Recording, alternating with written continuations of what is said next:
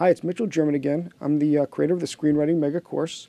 What I'd like to do in this short video is give a demonstration of what it means and what it's like to actually use the core element method, which is the specific method of developing a story for movie that is taught as part of the Screenwriting Mega Course.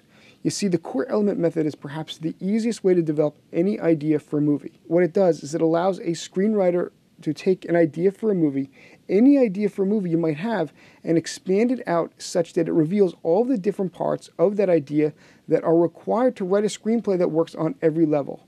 And it really reveals everything about the characters that are going to be involved, the subplots, all of the structure elements that are required, including the plot turning points and the midpoint scene, the setup, the inciting incident, the climax, and the resolution. All of those details of structure are literally revealed by using the core element method. And the way it works is that a writer begins by taking their idea and identifying what are called the 8 core elements.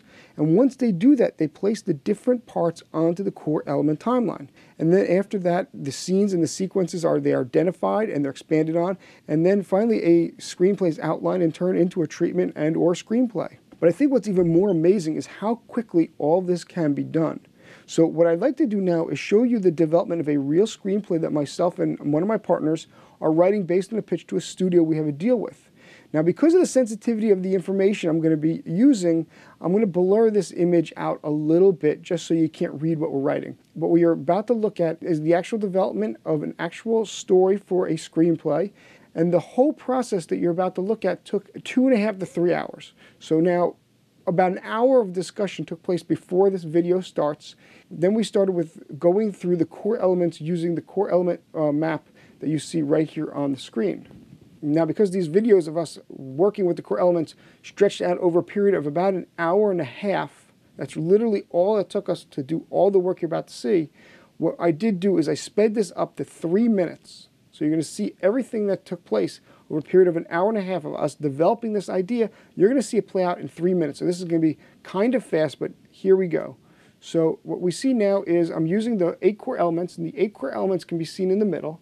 And we're discussing and going over and using the 8 core elements to guide our development of this idea. So every time we're pausing, like right there, basically what we're doing is we're discussing our idea and thinking about the different parts to the story that we need to incorporate, and we're really using these core elements, these 8 core elements you see right in the middle as our guide.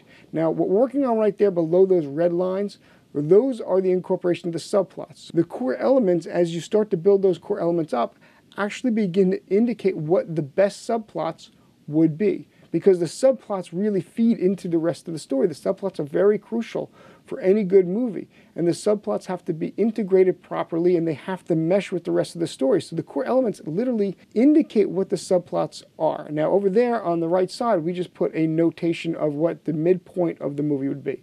So now here we jumped over to the core element timeline. What we did was we printed out that core element map that you saw a moment ago. We printed that out and we're working off that on our table, and we're discussing the core element map, and it's literally telling us what should take place at different portions of the movie. So before on the left there we did the setup, and now we're discussing and laying out the inciting incident, and moving on to the next series of events that is something I call the movement to resolution.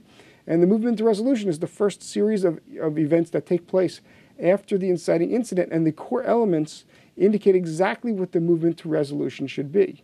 So now we're moving forward into our story. Right here is the end of Act 1. This is the first plot turning point. And we're basically laying out the first plot turning point exactly according to what the core elements indicate they should be. So now right here we're working on Act 2. And we're discussing and developing all the details that are going to be required with Act 2. And each one of these points that we're making really indicate either a sequence or a scene, and sometimes we're just laying out ideas and notations of what needs to happen at this point in the movie, not necessarily being specific to the scene or sequence, and that will develop later on. We're almost done here with Act 2 and developing Act 2, and we're moving into the final act, which is Act 3 right there, and at that point you can see that we're done with our idea.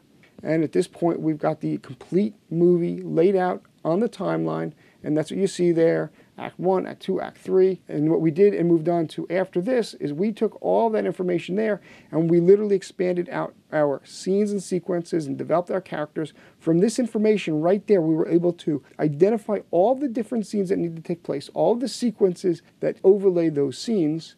We were able to really develop characters according to the requirements of the movie, and our whole movie was laid out before us. I mean, I can literally take the information I have right there and start scripting it. It's probably not advisable because we want to develop all the details before we start putting it into screenplay format to avoid potential writer's block down the road.